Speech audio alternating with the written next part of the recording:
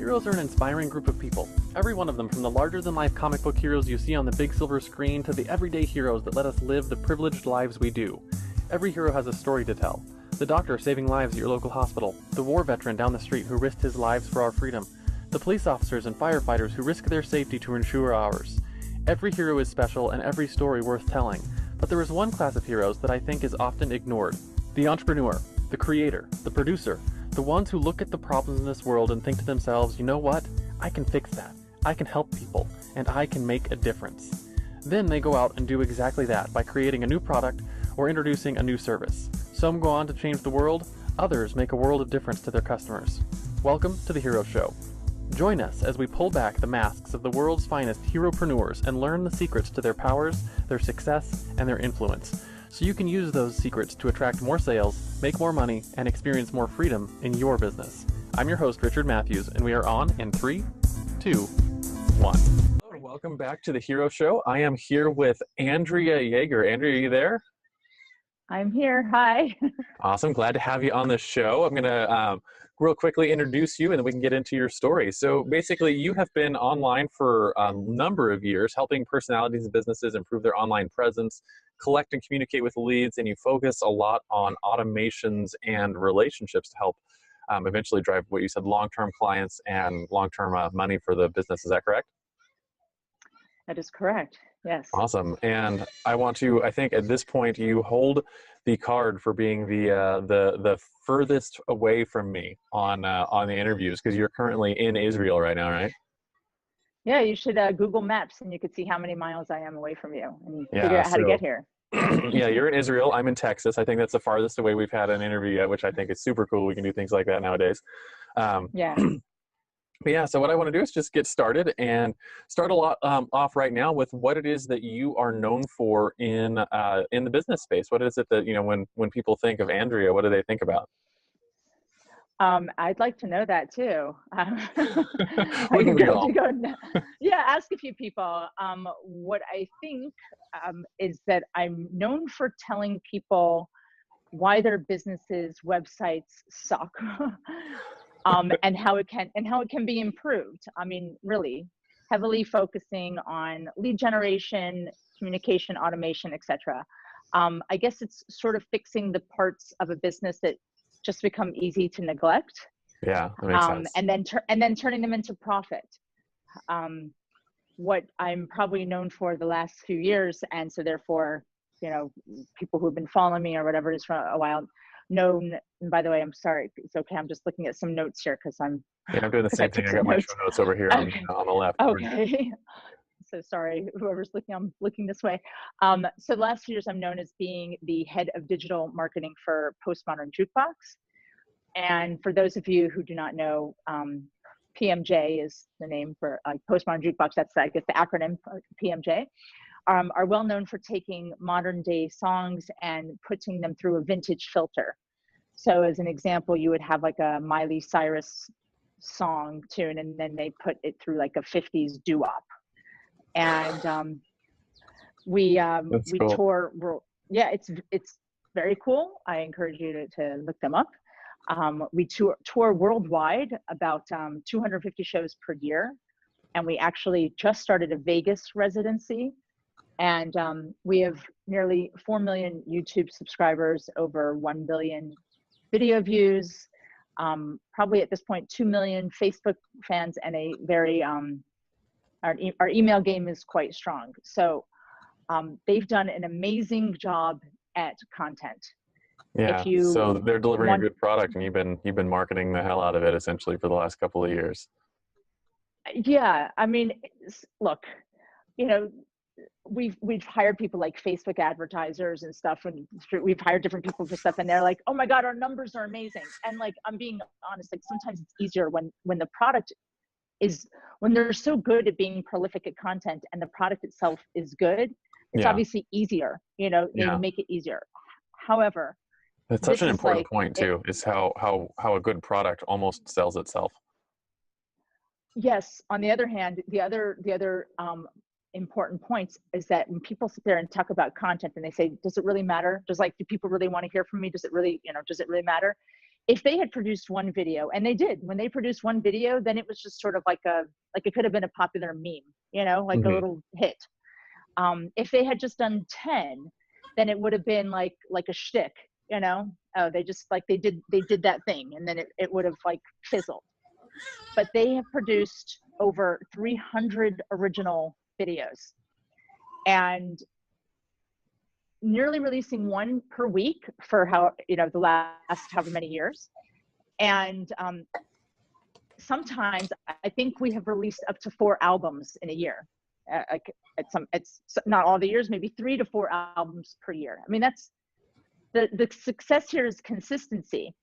And like what we were just saying, like it's not always easy, like, because when anyone who gains attention knows that with fame comes haters, right? Yeah. And if they had allowed themselves to pay attention to the comments all the time and be derailed by those haters, so they would have been denying the world so much amazing music and entertainment. And that's like also the important lesson, like just be consistent, be out there and do something great. Like, it's not like everything, it's not, if you go on there, there's a lot of songs that people are like, yeah, no, this one didn't work for me this week. Didn't like that. Wasn't this not my favorite. And if you just like read that, it's like it sucks your heart out, like it hurts. But you've got to, but then like, obviously, like in many, many, many more numbers, there's like, wow, it's amazing. This is great. This is amazing. This is great. And you got to just plow through that and just keep on being consistent. So the consistent content really does it makes for, I guess, it helps smooth that up-down curve that a lot of businesses run into. Right.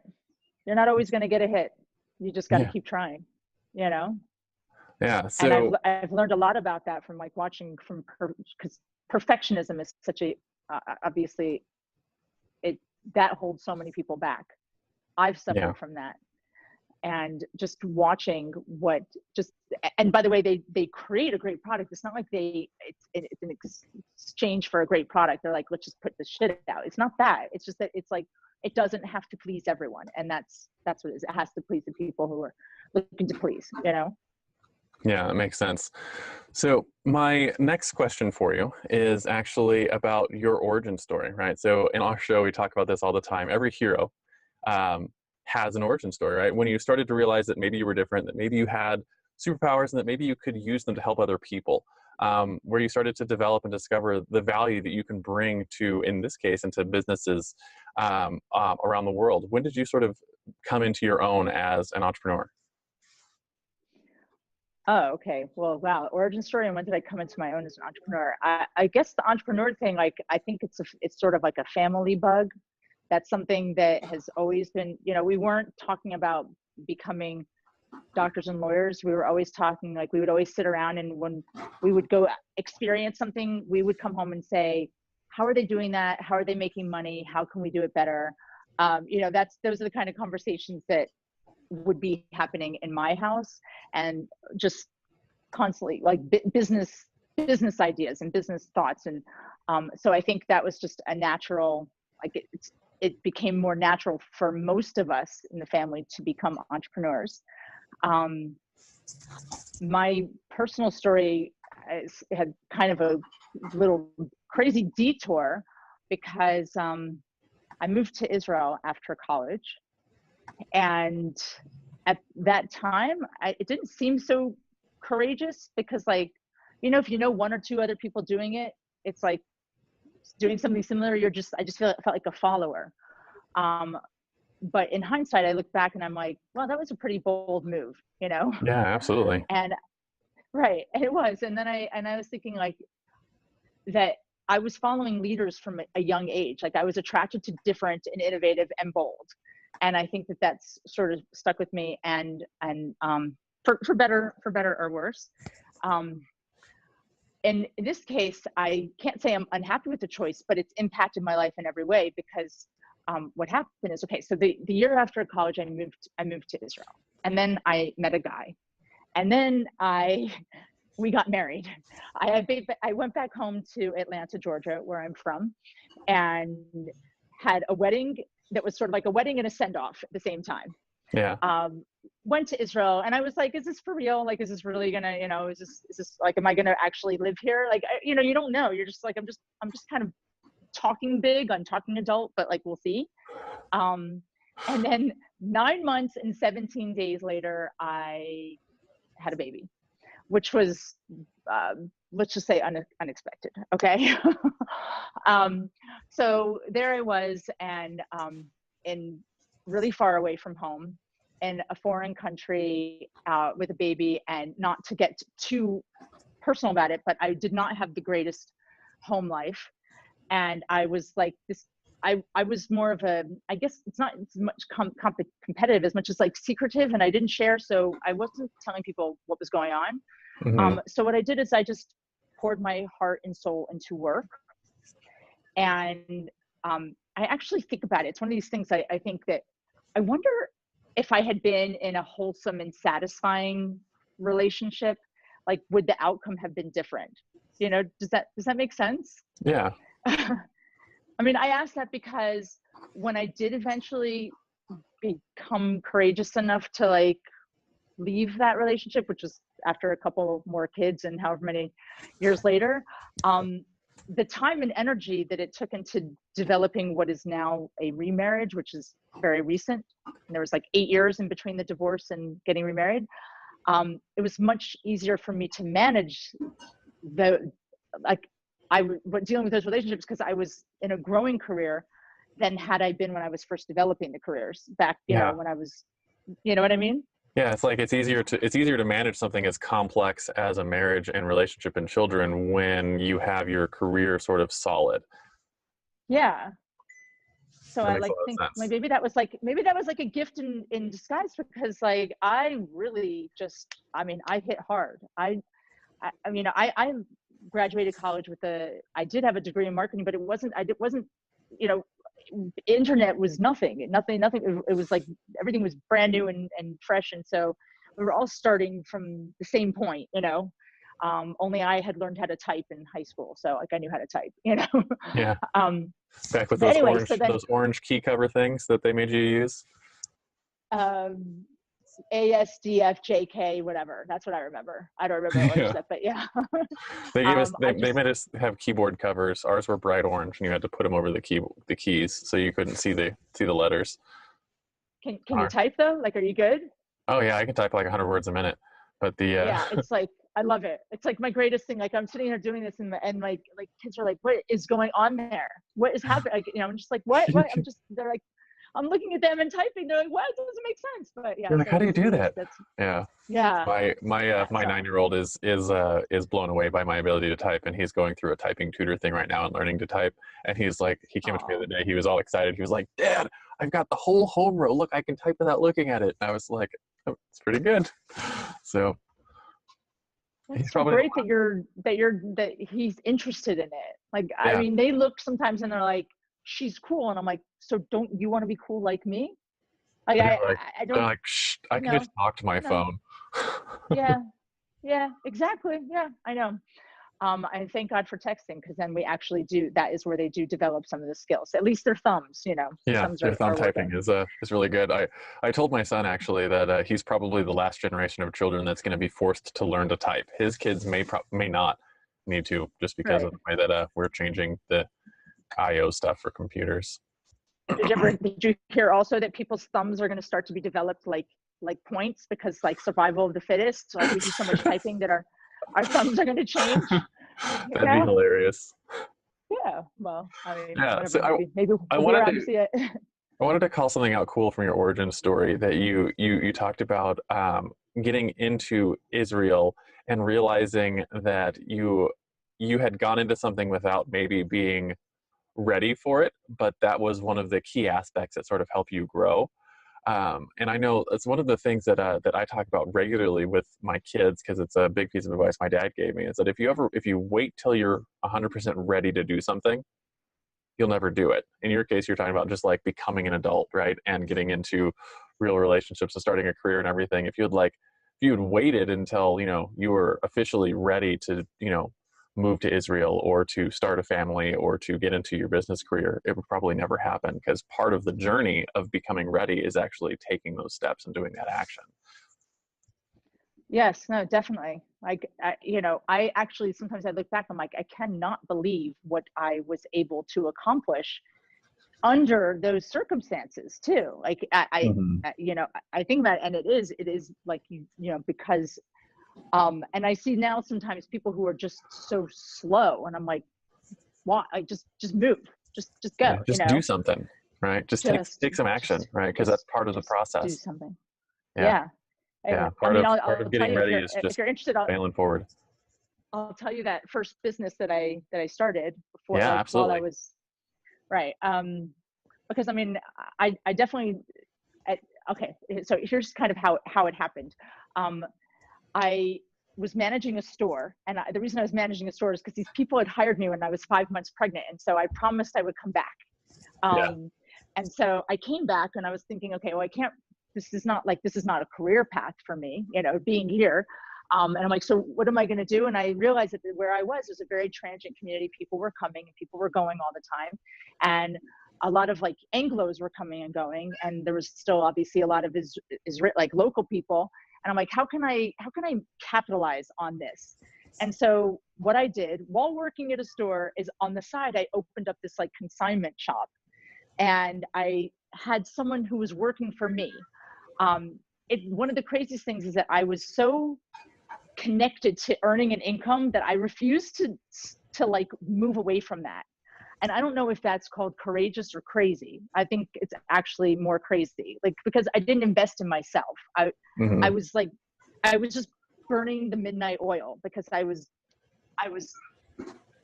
working for someone else, taking the money that they were giving me to pay someone else who was working for me. And what I ended up doing was starting this, I started this consignment business, but then I started listening to the market. And what the market was telling me was that how I should have evolved. What happened? Someone asked me, how do your moving sales work? And I'm like, I had never done one before. And I said, and then I just said, without even skipping a beat, I like came up with some answer. And then I went to the internet, and I'm like, okay, looking up, even this is like sort of very new internet time. I'm like looking up what that means, how that works. And then I started a very successful back in the day when the internet screeched at you. Yes. So then I started this very successful moving sale business, which I was doing as more, sort of like a hobby. And I was using list building, and I was sending these people, I had a whole list. That's how I would communicate with people. I built like a little web page. And what I ended up doing for the people who I was still doing work for them, as I said, I will build you. I wanted to take a course in web design, because I wanted to get my foot in the door. At this point, I was pregnant with a second child, and I wanted to be able to work from home when she was born. And so I said, how can I do that? So I said, I'll go to take a little course in web design, so then I'll be able to do something from home. I had the people where I was working in the store. I said, you help me pay for the course, and then I'll build you a website. And then, but I'm leaving then when I give birth, So much hustle. Yeah. So I took this web design course. I built their web design. And then I said, web design is not really my thing. Like, I'm much more of the creative side than all that kind of the coding and technical side. But do you have any idea how much that has served me, how well that has still served me today, knowing HTML, absolutely. I mean, I know the code, so I'm very comfortable just going into some things and tweaking things because I started there. And so that, like, it kind of built from there to where I was able to say that I went from literally getting a degree in like a minor degree in marketing without even the internet being around. Like, I was basically got a degree before Google, and that the work that I developed by buying courses, moonlighting, creating my own stuff, literally as I bought something, I implemented it. And that is another thing. You buy something, you learn something, you need to implement it. If I had taken that web design course, but I didn't have that commitment to those people, or I didn't have my own business where I needed to learn how to create this page and collect leads or whatever it is, and I didn't start emailing people, I wouldn't have had the pressure to do it.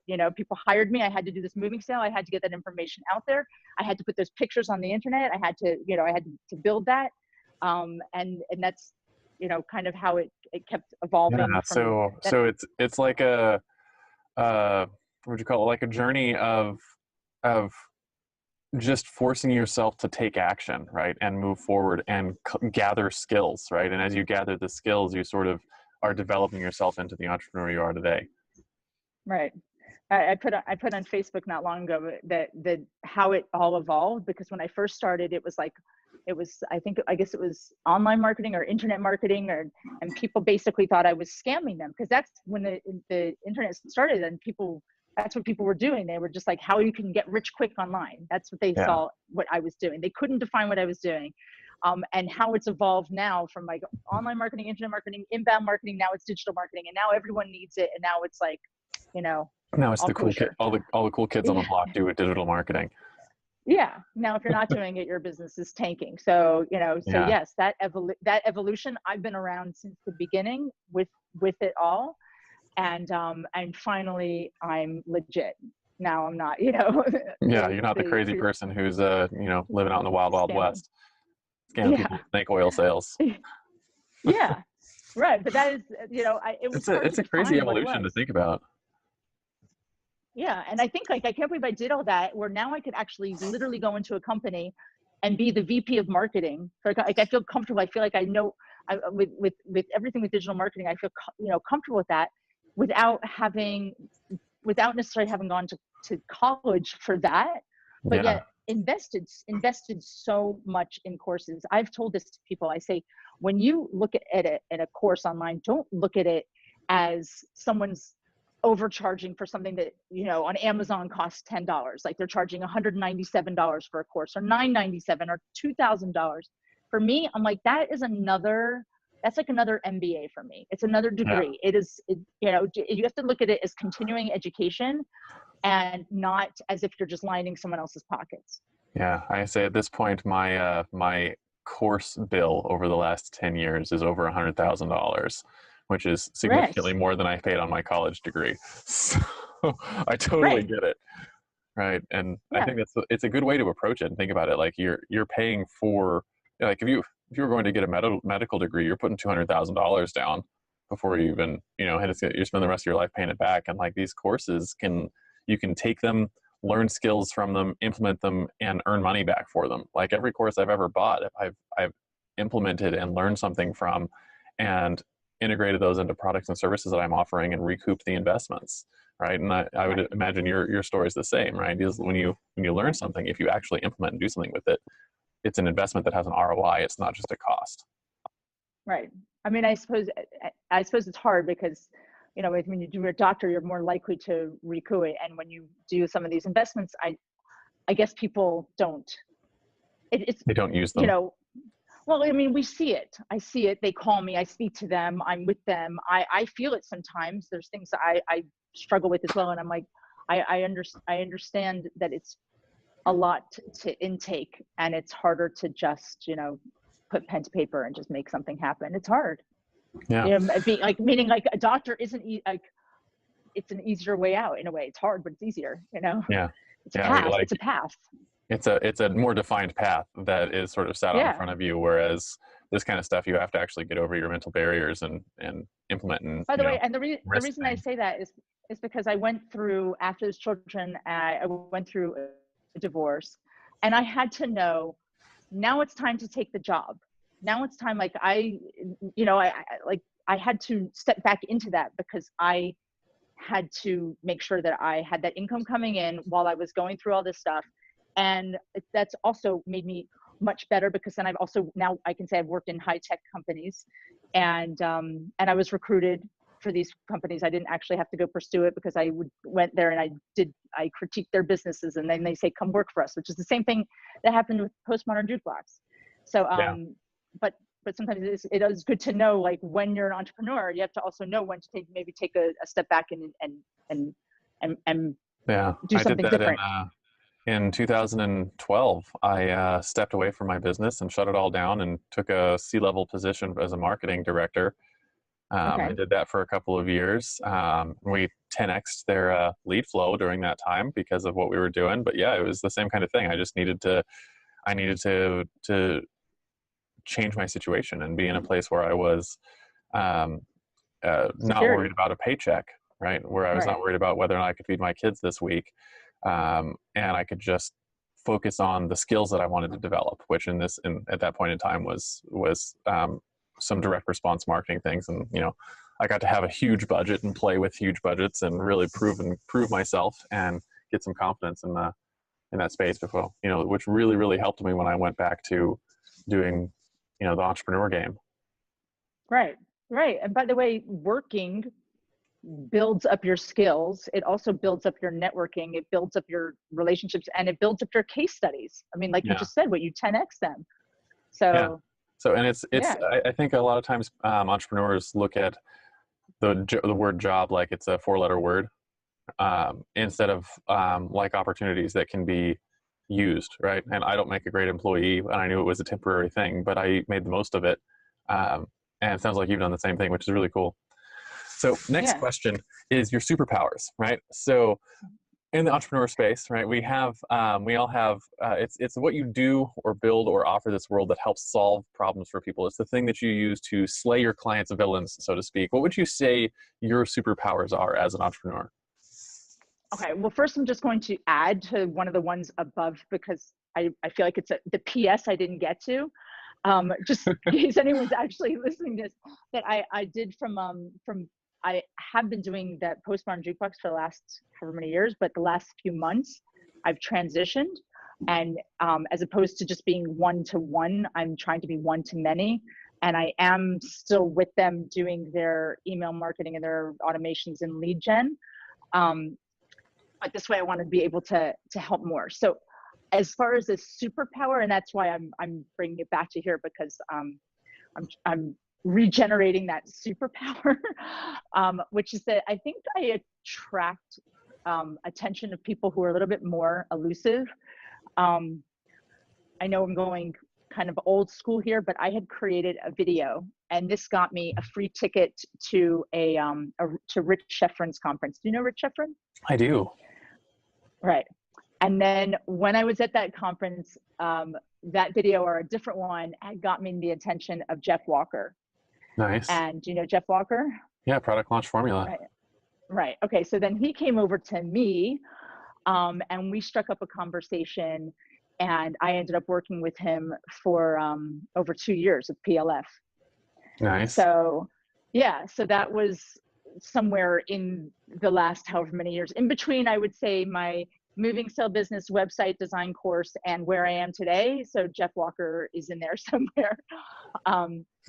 And also just a couple weeks ago, I was on a cruise, and I ended up making friends with the captain and was invited as his guest to one of the exclusive events there. And also Postmodern Jukebox is their own thing. I think that's kind of it's a special power, being able to say, okay, well, I'm not intimidated by the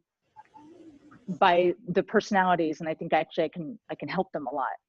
Yeah. So some of the big names that a lot of people might consider unapproachable, you're able to build relationships and rapport and actually create business relationships. And there's other names that I'm not even able to talk about.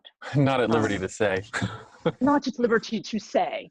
So that's an important skill, and it's it reminds me actually of I'm going to forget the name for it. The guys the training that guys go through for dating, right? I can't remember. There's a name for it. Was that Double Your Dating? Yeah, that kind of stuff. Where Evan Pagan? Yeah, Evan Pagan's kind of stuff, and Neil Strauss. It's one of those people where they talk about, like, when you go into the bar or whatever, and there's the girl who's a 10 and nobody talks to her because everyone feels like they're not good enough to talk to her. But if you had the guts to go up and say hi, you'd be the only one who did. Right. It's like that kind of thing. And most entrepreneurs are like, I can't talk to someone like a Rich Schefren or a Jeff Walker or something like that, because they're like way up there. They're big names and big stuff like that. Reality is they're just normal guys, right? Right. And who need help sometimes too. Who needs help sometimes with what they're doing. And it's the same thing with, like, you get into big music names and big celebrities and whatnot. Most of the time, they're just normal people who are running a business and need the same kind of help, and having the ability to sort of get over that internal fear Right. and introduce yourself and build a relationship can be really helpful. Right. Yeah. I've had I have family who have been in the music business for a long time. I've been introduced to a lot of different people, and yeah, I mean, not that these people don't necessarily intimidate me, but I've also often thought about the, you know, flirtation and charisma, and whether that's something you can sell or not necessarily, you know, whether Yeah. you can't. I'm not sure, actually. Meaning, when you see the double your dating stuff, I know that you definitely can sell techniques and tactics, but I don't necessarily know if you can, you know, sell the charisma. And so that's why Yeah. it's a superpower, I would say. So would you say that it's something that you've developed over the years, or is it an inborn like a trait and ability? Um, it's funny that you say that, because there's, you know, that nature versus nurture question. Mm-hmm. I have a daughter who, she's amazing. She's wonderful. And she spent quite a lot of time in the last few years with her dad. And so she's, for me, a perfect example of nature versus nurture, because there's so much about her which is just like, it's just me, you know. And Yeah. I'm like, yeah. So like, you know, probably to the consternation of her father, who, you know, doesn't want to be hanging out with me anymore either, you know. But but anyway, I definitely think that it's a nice blend of both. Yeah, something that you Definitely, can yeah. develop at least some of it if you recognize it's a thing you want to develop.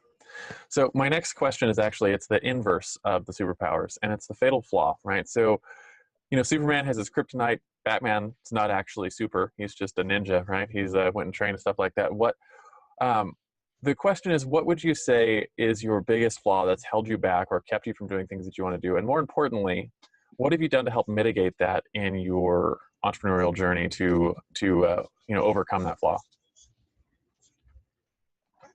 Probably something that I could say that would, I don't know, maybe help people, is just there's a lot of anxiety. I mean, if I'm talking about reaching out to people who are these names, you can imagine the anxiety once they reply, and then there's Yeah. a conversation going back and forth. At any given point in that conversation, I literally could eat myself up and be like, okay, what did I just say? Did I say the wrong thing? Did I do this? Again, one of my flaws is definitely tripping over my words. I am not a person who's like, oh, hand this person a microphone. I'm not like a Tony Robbins who's able to just like, you know, have something at the tip of my tongue all the time. Like it's not my superpower. It is my kryptonite, you know? And so I'm forever thinking, did I just say something that is going to lose them? And I do lose people sometimes. And I want to know, what was it? Where is it? Where did it happen? And I don't know, you know? So and I think that anxiety is something that a lot of people, like business anxiety, I have that and it's crippling sometimes, because if I allow like just reaching out, I'm not going to say who it was, but I just recently reached out to actually a few people, and I was letting it. One person so far, it's been very positive. The other one was very positive, and then all of a sudden it stopped being positive, and it was eating me up. And I was on vacation. I was allowing it to like ruin my time. And I'm like, you just have to be able to compartmentalize. If you're going to be bold and you're going to put something out there, then you're going to have to suffer setbacks. You're going to have to say, I'm on this podcast right now, and I might look like crap and I might say something bad, but hopefully people who are watching are going to be forgiving and understanding, and they're going to take away something from this. And that is the vulnerability. I'm going with that, so that, you know, so that hopefully Yeah. I will get somewhere better, higher. So if I could just recap a little bit, it's Better, yes. yeah, it's an anxiety. It's an anxiety of, like, you know, when you put yourself out there and you're having these conversations and realizing that, like, you may not be as quick on your feet as you want to be with your words, and you know, you realize that can actually have a negative impact on the relationship that you're trying to build, and so it causes stress and anxiety, and I would imagine probably even causes you to trip up more when you're talking to Well, someone or something like that. I would say this: forget whether it's a celebrity or not a celebrity. Imagine this is a scenario where have you having conversations, and you approach me because you want my services, right? And we're having a conversation. As long as that conversation stays me in my seat of power and you in your position of need, then we've got this. But sometimes in the conversation, it shifts where the person starts to question you. You start to question whether you can serve that person. And then in that shift, you lose your power. And when you start to lose your power, maybe they didn't question you yet, but when you start to lose your power, then they start to question you. And as soon as one of those things start to happen, your game is gone. And when you lose your game, it's almost impossible to close a deal. Yeah. So I've actually spent a lot of time lately learning how to effectively do sales calls because I attract people, they come to me, I talk to people, but then all of a sudden, sometimes you lose your leadership position, and how to maintain that leadership position. It's so crucial. Yeah, it's such a hard skill to learn too. Yeah. And it's actually, if I could make a recommendation for you, one of the ladies I had on a few weeks ago, her name's Liana Ling. And she has a training called Power Up Strategy Coaching, I believe. And she actually teaches women how to do that, how to master that sales call process, because it's one of her superpowers, right? And I think it's such a fascinating thing that some of us have struggles that other people have strengths in, and you can bring someone in, and like I said, we talked about training a little while ago, and you can train those skills. And that's a skill, I think, actually, that's very trainable, because I know when I first started my entrepreneur journey, I was terrible at that, like really bad. And at this point, I have no problem going into those relationships and being able to keep control of the conversation, and make it go the way I want to go. I have like scripts that I sometimes, like, I prepare myself for, because things are, go usually in a matter of course. And it's like, it gets to that point. Okay, if that happens, here's here's where you can direct it. Here's how you handle those kind of things. Yeah. So it's interesting. And I love that you're working on actively developing that skill set in your business, because you realize it's something that you need. And that's an important part of becoming a successful entrepreneur is developing.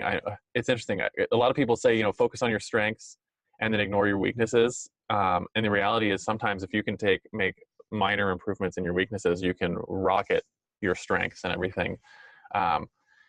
So it's very cool. So my next question for you actually is your common enemy, right? If you could go into your client's life and just remove something that is holding them back, and you could do that, it's something you see regularly with your clients that you could just take away and know that they would have better results with everything that they're doing, what would that be? Right.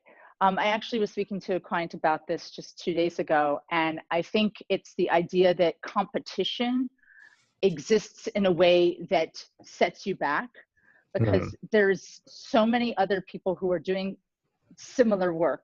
So she wants to do something, she's building something, and she saw somebody who was doing something similar. And I'm like, you have to understand that the way that you're going to differentiate yourself is not by saying, I need to create the same thing that they create, but who you serve. If you focus on who you serve, then you do not have to worry about competition.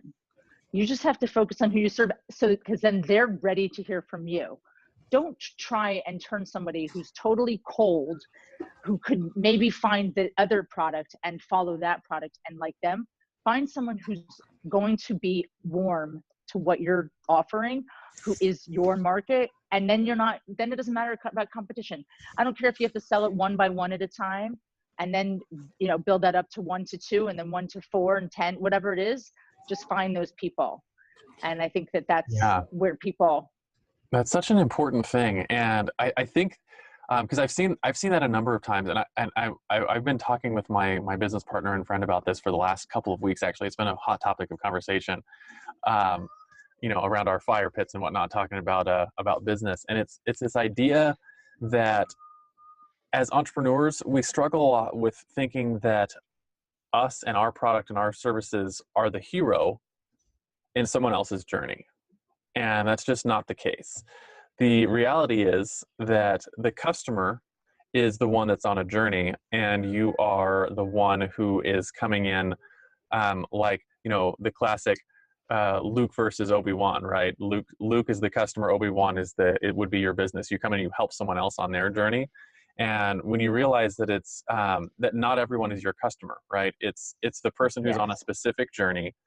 And I've discussed this a number of times with people. It's like they're like, well, this person, I talked to this person and they didn't like my product, or they didn't like what we were doing. I was like, that person's not your customer, right? That's it. I'm gone. Next. Yeah, they're not your customer. There is a group of people who are on the journey that you can help serve, and like those are the people that you're building your messaging for and you're building your products for. And when you really understand that your product and your service is about helping a specific person on their journey, the competition doesn't matter, right? It's not about them, right? It's not about you, and it's not about your competition. It's about the customer that you serve. Such an interesting conversation. I wish more people understood that as well. Because, which goes back to my anxiety, because every now and then I get somebody who I'm like, this is my market. They're perfect. And then I talk to them and then they're like, yeah, I'm not getting a good gut feeling. And I have to walk away. Like I have to walk away from something that I want. Yeah. Because it's like, but you have to do that. And then you nail the next one, and then you're like, okay, you're complete again. But it's like, I go through those cycles. Yeah. And it's that realization that, and like, we have to struggle with it on a regular basis. So it's like I feel like I could help everyone, and the reality is you can't, right?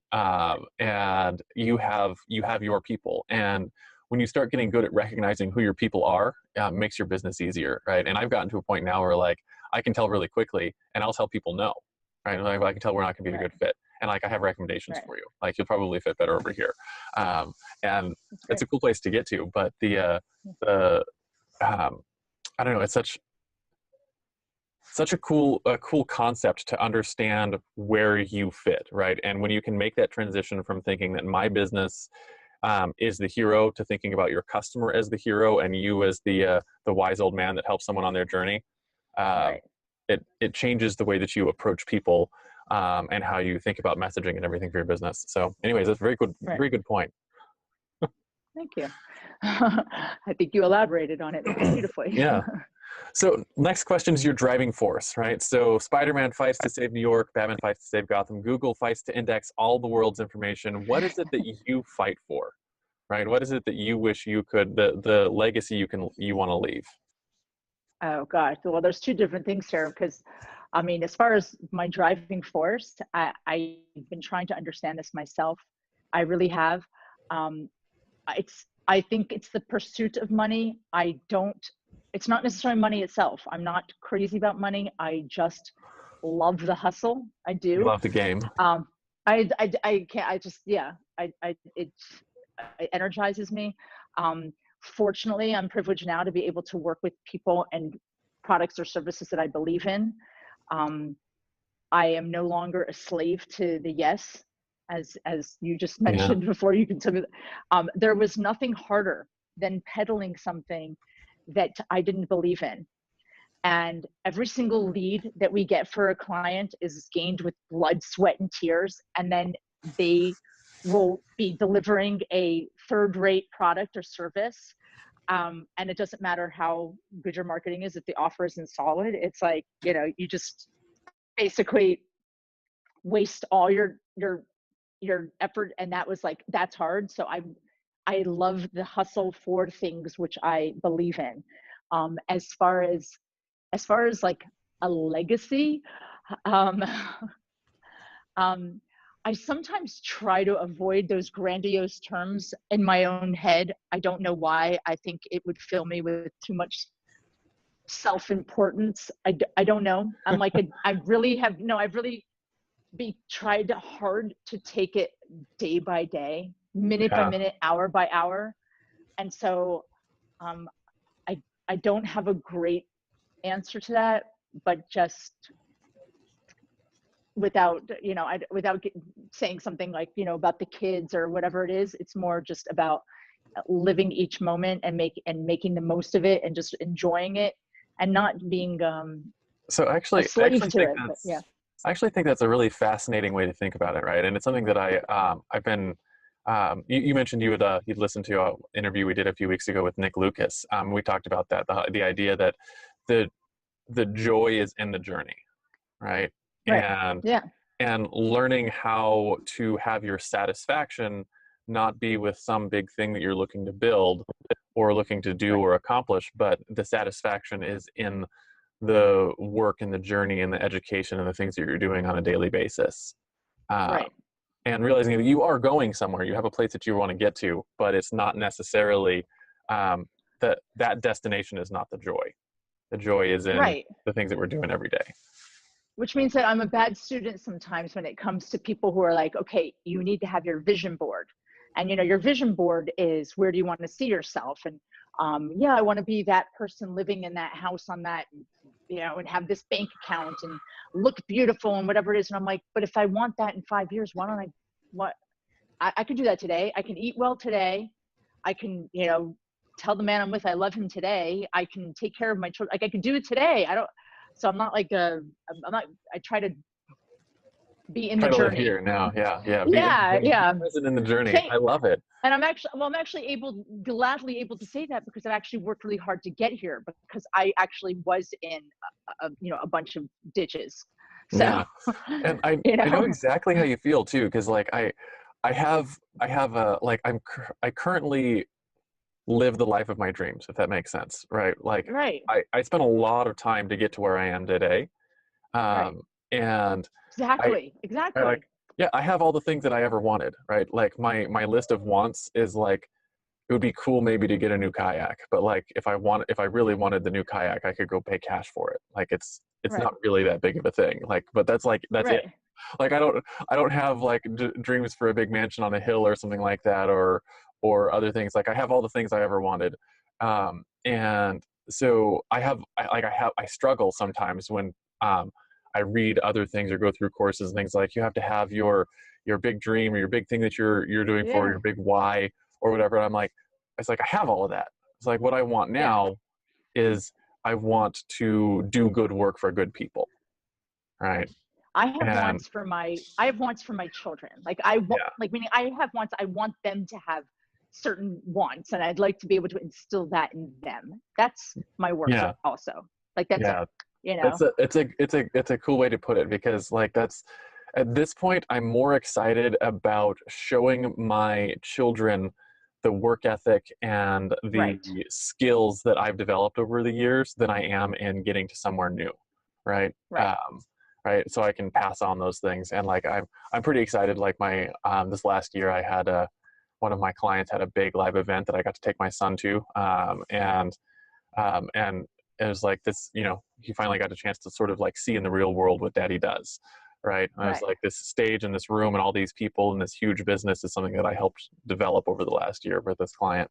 And Right. it was like seeing a light click in his head of like, oh, I get it. I get what you're doing, right? You actually Right. have an impact on people's lives and stuff like that. So, and seeing him come up with ideas for businesses and product development and things, like that's really fascinating for me. And that's where I'm Right. really looking forward to the next level of things. I mean, I wish I could instill like that work ethic, because I see, in even with my own siblings, you can see like, hey, this one has it, this one doesn't. Like, it's one of those things where I've been working every day since I'm 16. I don't know why. Yeah. And so yeah, so I tried to instill that. But one thing I did, you mentioned that, is that I told you I did these moving sales, and so one of the reasons I actually for a long time sabotaged that business in exchange for internet. I'm doing internet stuff, like I'm making money online. Like, I don't need to sit here and go do these moving sales. But first of all, I love them. And then what I started doing is, as my kids started getting older, I started bringing them. And so Yeah. now when I do them, my kids come with me. They are my workers. They get to see me work. They get to see me. It's a show. I'm basically on show there. I have 150 people coming at the same time, all asking, wanting the same thing. It's a performance. They watch, they get to learn, and then they're witnessing it all in action. And so, yeah, that's kind of a little, I'm keeping that business alive to give to them. Yeah. That's As really cool. as a side thing. Yeah. Yeah. And so if I'm hearing you correctly, you do actually have some desires for legacy, and the legacy is your children, right? And I tell people all the time that your children are messages that you'll send to a time and place you'll never see. and Right. you're taking the time and effort to actually help write that message right into who they are, which is really cool. Right. Right. Yeah. You hope that some of the stuff will penetrate. Cause I mean, I think back and I'm like, I try hard to remember the messages I got. So thinking that if I do that, then the messages I give, they'll work hard to remember them as well, but Yeah. at least now we have internet now, things are recorded. I can show it to them years from now. Nothing's lost, Yeah, it's all there for them to pick up and go with. and be guilted with. Yeah. Yeah, and and it's one of those things too that I know as a parent with 4 children that you can't control who they are and who they become, but you can do your best to give them as many advantages as possible, right? And I know that's one of my goals is to set it up so that their starting point is 100 yards farther down the line than mine was. I tell my children 2 things. I'm like, I want 2 things from you. One, that you will grow up and not be assholes. That's my goal. That my children Yeah. will grow up and not be an asshole. That's like a huge check on the box. And the second is that they should have opportunities to be able to live the life that they want. Just that I should create opportunities for them, and they should then step up and accept those opportunities. I love it. I love it. So particularly the asshole thing, I actually literally tell my children that on a regular basis. Like, what's our job as a parent? Yeah, my job as a parent is to make sure that you don't grow up to be an asshole. Like that's right. that's the thing. And like when I actually use that, like they'll be like, well, what did you do wrong here? Like you acted like an asshole. Like that's not allowed. Right. You gotta be. It gets harder. I'm just telling you. I know your oldest is 9. It gets harder. Sorry. It's harder as they get into the teen years. Yeah, I know. I'm looking forward to that. It'll be fun. Yes. So next question here is your hero's tool belt, right? So maybe you have a big magical hammer like Thor, or bulletproof vest like your neighborhood police officer, or maybe you just really love how Evernote helps you organize your thoughts, right? What is a tool that you use on a regular basis to help you do the things you do, either for your clients or for yourself to grow your business? Oh, a tool. I thought you were going to ask me about a hero itself. No, we'll get to heroes in a minute. So this is a tool, like something you actually physically use on a daily basis. Okay. I have a list of tools, and I kind of like go back and forth. It depends on what it is. I mean, I'm always writing notes. I mean, Google is amazing. I drop things on Google Docs all the time. I've used Evernote as well. Anywhere where you can take something that you're listening to, because I listen to things all the time. I take like podcasts, and I listen to actually other podcasts, and whatever webinars, anything I'm reading, whatever it is, just to make sure you have somewhere where you could take those notes and drop them so that you can then come back and put them into some cohesive thing. Because what I've created from a bunch of these different collection of notes are lead magnets. I've created from those content for organic marketing on social media, and created emails from them, and communications like those become like the basis of content. And the basis of content become your way to make yourself become more of the authority, a leader in the market. So I'm not sure if that's helping answer your question. Yeah, no, so you're actually using something like to make Google. It very simple. Yeah, like very Google simple. Docs, yeah. Which is available everywhere all the time and shareable super nice. I start with paper and pen a lot. I use notes. I use I use when I'm driving. Sometimes I use scribble. I scratch on the back of receipts. I'm saying I put it anywhere, collect it, but then I bring it back to Google so that I have it everywhere. And sometimes I turn it into a spreadsheet if it's like something that needs to be broken down according to mindset or email or this or that. Or sometimes I just dump it into like different docs and stuff like that. As far as like marketing tools, I'm a fan of AkATheAlchemist, of Zapier. I think Zapier's, made everything possible. I mean, if that's not their tagline, it should be, Yeah. There are things you can do with, I call it Zapier. I don't know which way is the correct way to pronounce it, but the thing that, like you can do magical things with that. Like, right. like you can build webhooks that like automatically print books from order forms. And you're like, I can't believe that happens. It's crazy because and you Right. don't have to know any coding to do it. Right. I mean, So I'm maybe I have too many, like, WordPress. I should look up here. I have I have like a bunch of bookmarks and tabs. Oh, this thing called, is this what it's called? Hang on. I have a problem where I have too many tabs. I have literally 1,000 tabs open. So some tools that have been amazing, this thing called One Tab. You click it and then all your tabs are brought into one page. One oh, page. nice. So that's one. And then I have this other one, which is called Toby, which is amazing extension, where you're able to then break your tabs into different categories. So I put things like sites I like, marketing materials, recipe, whatever it is, things that I want to go back to. I then drag it in there. Social media, I do LinkedIn or Facebook, all those things in there. So then I just click on there, and I'm able to then do quick link to something, like whether it be how to do something in ClickFunnels or whatever it may be. I just have all these things broken down into different categories. So that's called Toby, and it's an amazing Chrome extension. Yeah, the Chrome extensions are. It's interesting how many things you can get done with those. I found one the other day. Like one of the problems I have with clients who use ClickFunnels is I've got a few clients that have thousands of funnels and like lots of pages in all of those funnels, and like they've got hundreds and hundreds and hundreds of pages, and you're like, hey, I've got to make a change on this page, and you're like, do you know which funnel it's in? They're like, no, it's in one of our 1,000 funnels.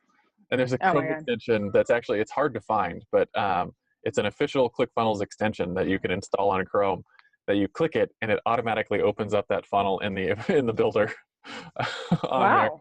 So yeah, little extensions like that just make your life 100 times easier. Yeah. Are you tired of trying to write webinars that don't consistently convert? How would you like to have a webinar that effortlessly created sales in your online business? You can. Introducing the Webinar Alchemy Workshop. Webinar Alchemy Workshop is an online masterclass that will help you write incredibly persuasive webinars for your online courses quickly and easily. Using what you learn in this class, you can build a webinar that educates your entire audience while still creating sales. For a limited time, you can purchase this masterclass for only $7, and you'll get the exact framework I've personally used to help my clients sell more than $1 million worth of online coaching and training just over the last year.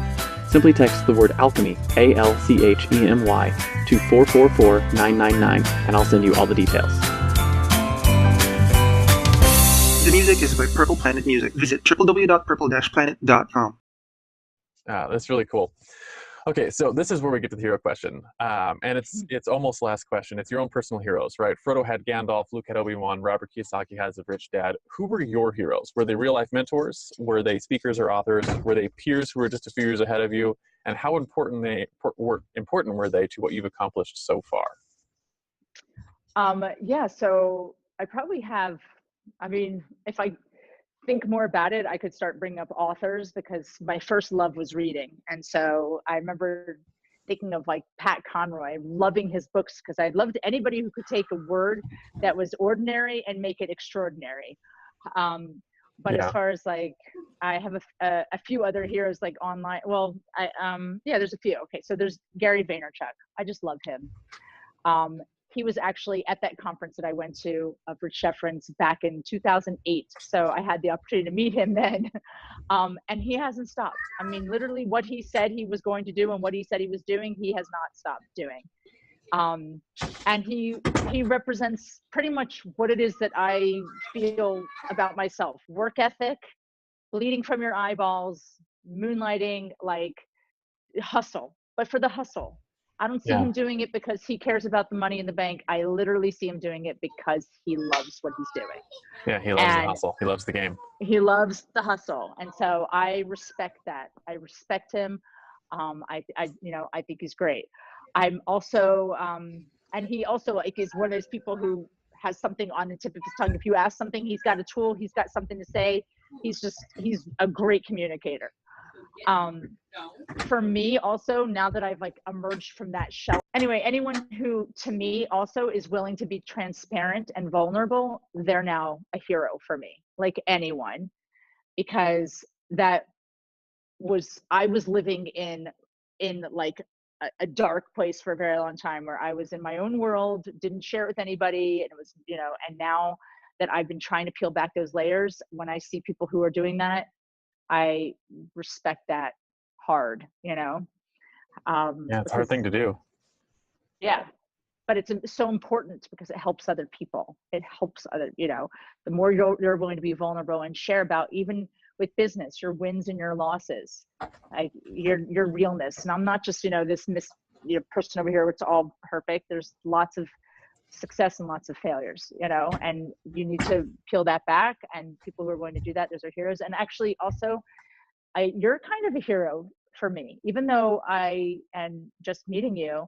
But when I have to tell you, like, when we were trying to come up with a time to do this, I was thinking, I can't find the time, because how am I going to find a time where I'm 7 hours ahead? So therefore, like, it's got to be a normal time for you, but by then it's already like after school time. How am I going to find a time where I can find a house that's quiet? And I'm thinking, I'm not going to be able to do that. And so finally I found a time where I thought maybe it will be quiet, maybe. And then I look up your bio, and you're this, I have lunch with my kids every day guy. And now I hear you, and you've got kids, like, that I think they're going to be jumping in the room any second. And I'm thinking, this guy's my hero. Like, I didn't have to work that hard. I could have been, I could have had the family around. So I think that's really, my kids are that's great. running around just down the hall, which I hear them. It's funny because this is, not to peel back the cool appearance here, but I'm sitting in an RV. This isn't a real wall. That's a fake wall. It's funny because it looks like an RV wall. Well, no, it looks like a brick wall that would be somewhere somebody in an RV would go visit. That's what it's like. And I've got a little 13-inch desk in here, which isn't very big, and a couple of lights set up. It makes it look all fancy and professional, but, like, on the other side of a little sliding door, I've got 4 children and a wife, a dog, and a cat that are running around being crazy. In an RV. Yeah. How big is the RV? 40 foot. So you're my hero. You're officially my hero. I mean, that's crazy. Yeah, and we like I said, we've been traveling full time. Coming up in May, it'll be 2 years. So it has been a blast. And that's what crazy. I said. I've been living my dream for a couple of years now, and which still blows me away that we're able to do that. But that is extremely admirable and really impressive. Well, thank you. I appreciate that. So last question here. Let's bring it home for our listeners. It's called your guiding principles. What are the top 1 or 2 principles or actions that you use regularly today that contribute to either the success or influence that you enjoy, the ones that you sort of wish you had known when you started out all those years ago, when you first started out your hero's journey? Okay. I got some that I think are good. Okay. 1, that ROI is not only monetary. And I say this because I have been working in a lot of lean environments. And when I do that, sometimes I get that feeling, we all have the feeling that we have to earn we have to earn our keep. And you have to understand that it doesn't always translate into immediate dollars. The non-financial assets in your business are potentially the ones that are there for longevity, such as your lists and such as your relationships, and such as just your network and stuff like that. Your network. Those are the things that are going to be there after your product or service does not necessarily cater to those people, or when it needs to evolve. Then you're going to have those people who are going to be with you for the next iteration, or you're going to have those people who are going to be with you if you shift or something else shifts. It's not necessarily something that you can attach an ROI to. And so now when I go into businesses and I talk, and sometimes I had to go back into the room and sit there and say, what's my value? What am I worth? What am I worth? That they're sitting there asking me, they're asking me, what's going to be the ROI? How much money are we going to see from this? And what are we going to see from the results of this? And I'm thinking, if they just, either I can help them get it or they're not going to get it, but it's not always attached to the value of what you can provide is not always going to be monetary in an immediate way. One of the things that my business partner friend have been talking about lately is instead of return on investment, talking about return on time investment, so ROTI, ROTI. Right. And like, just as an example, right? Because this is a financial ROI, a non-financial ROI, is I have been doing process documentation for my business, standard operating procedures, and takes me, 5 hours to build something. Okay. And we were just talking the other day, it took me 5 hours to build this whole process document all the way through for someone. Um, and I have that done now. But what that means is this next month, when that task comes up again, the amount of time involvement that I personally have to have with that task is about 5 minutes, right? Right. So I took 5 hours once, and now it's a 5-minute task. The Right. month following, it's a 5-minute task, right? Right. So the return on time investment is humongous for things like that, and it's not going to be a financial gain, right? It's a time gain, Right. Right. and just looking at where are the other things that you can get a return on, right? Because like you mentioned, there's more to it than just the money, right? And the same kind of thing. Like, I went to a mastermind this last year, and it cost a lot of time and money to get there, and it didn't, like, that event itself doesn't lead to cash back in your pocket. There's not an ROI on it. That's called the ROR, which is return on relationship. Yeah, return on relationship. But it's had a tremendous impact on what I've done in my business over the last 6 months, because of the people that I was involved with and the things that have happened as a result of those relationships. So Right. anyways, it's a really, really powerful point. It's something that we haven't talked about on this show before, is that there's, ROI is not always financial. I think it's really cool. Yeah. Yeah. I mean, by the way, I would say to PMJ, sometimes I say, like, the email list that you've built up, like, if you're decided to totally change your entire business model the next day, you have a list that is interested in vintage, in music, in whatever it is. Like, it's a commodity, it's an asset, I don't mean that way you can spam people or you can do something else with them, but with proper relationship building, or with people with respect, you can, they've been with you, they've done their, you've given them, they can now be there with you too, it's that whole understanding, like, you know a bit about who these people are, right? You know Yes. about the kind of things that they're interested in and the journey that they're on, and they could come out with different products or different services or different things that help those people on that journey. Yes. And completely change their business. They have an asset there that's very different than the content stuff that they've created so far. Yes, you just said it much nicer. So cool. Yeah, and I think another one is that you actually can make a second impression, and you must update your files on people, and you must update your files on things that you've done. I mean, sometimes I have thought that, sometimes people will say, like, you can't change a first impression. Mm-hmm. You can't, you never. I completely think that is false, because I have realized that I have judged people not necessarily unfavorably, but just incorrectly. And when I've learned more or approached it from a different perspective, I was able to see it in a different light. And seeing those things sometimes in a different light, sometimes it's about a different software program. People can resist ClickFunnels forever, and then one day they can just join, and then they're like, holy shit, why don't I do that? It's because, like, and then that's it. All of a sudden they're like advocates. They can go from being like, yeah, I'm not joining all that. I'm not, like, whatever it is that they want to say negative about it. And then all of a sudden they can turn around and be their biggest fans like that. I believe that something like that can happen. And I've seen it happen. And definitely, like we said, the internet, beforehand, people looked at it as this wild, wild west. Go out there and everybody's spamming everybody, everybody's making money. But now every business is now joined and everybody's doing it. If you're not doing it, you're lost. So, like, that is an impression. The internet has changed for everybody into this. So I try to use that with people as well. When I meet people, I can sometimes flip them off if I'm in a car and they cut me off and I hate them. But then I probably could meet that person in the supermarket and like them as a person. Yeah.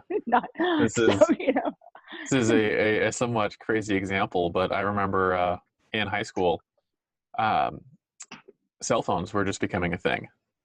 And I was graduated high school and was going off to college, and my mom at the time insisted that I get a cell phone. And I was like, I don't want a cell phone. There's no way that I'm ever going to get a cell phone. Cell phones are dumb. Right? I know all of my friends' phone numbers by heart. I know your number by heart. I don't need a cell phone. It's not a thing. Right. And she was like, you're moving 2,500 miles away. You're getting a cell phone. So help me God. And I was like, you can't force me to get a cell phone. I'm an adult now. Right. Like, it's not a thing that's going to happen. And so on the drive, she drove with me to college to drop me off, and she handed me a phone and said, fine, if you're not going to buy a phone, I bought you a phone, you will keep it with you. That's great. And what's funny about that is, like, fast forward 17 years or however long it's been, and everyone in their their brother is carrying a cell phone in their pocket. Yeah. You can't live without it. Right. There's certainly a chance to have a second or third impression that changes someone's heart and mind about something. That's why I call it, you have to update your files. You have to. Yeah. I mean, I'm not, when my dad even said to me not long ago, he's like, something about, Andrea, you're always late. I'm like, Daddy, I was always late then. Like, you know what I mean? Like, give me another chance. Maybe I'm not late anymore. Like, but it's just something that's been ingrained in his memory. So, like, you gotta update your file on me. Yeah. I used to not talk about this and that. So yeah. I tell people you should never use always or never to describe people. For sure. Because it locks down your. I say that to my children. I saw it to my children about that. I'm like, it makes you sound idiotic. Don't say that. Yeah. So, small-minded. Small-minded, absolutely. Okay, so that pretty much brings us to the end of our interview here. Last thing we do with every guest we have on, Andrea, where can people find you if they want to learn more about who you are, what you do, and how you might be able to help them? You probably best find me even on Facebook, facebook.com/GoAndrea. Also website, goandrea.com. And yeah, I think one of those two ways. You can jump on a free strategy session, which you would be able to see at on the Facebook one at facebook.com/GoAndrea, and on the website you'll be able to do a quick survey, so I can see if you and I are a good match.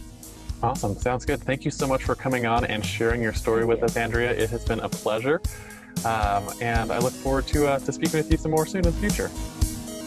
Thank you so much. You're incredible. Really. Thank you.